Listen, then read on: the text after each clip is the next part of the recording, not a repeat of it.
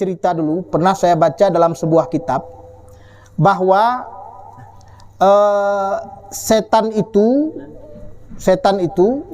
dia kan punya pimpinan. Jadi waktu itu pimpinan itu sakit, kan, sakit. Itu dalam riwayat begitu diceritakan. Kalau tidak salah di kitab Tibyan fi Ulumil Quran ada itu, kalau nggak salah ya. Jadi setan itu sakit. Jadi karena bos sakit, tentu anak buahnya datang menjenguk.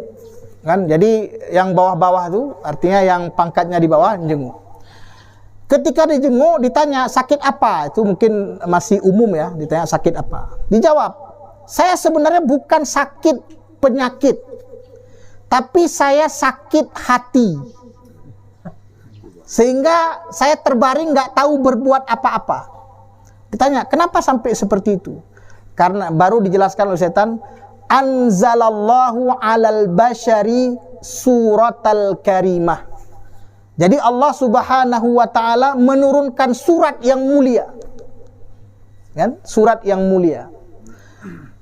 Apa suratnya? Dan kenapa dengan surat itu? Kan dah banyak diturunkan surat. Dijawab oleh setan itu. Surat yang diturunkan ini adalah surat yang mulia, yang kalau dibaca oleh hamba itu Allah ampunkan dosanya. Itulah surat Al-Fatihah ini.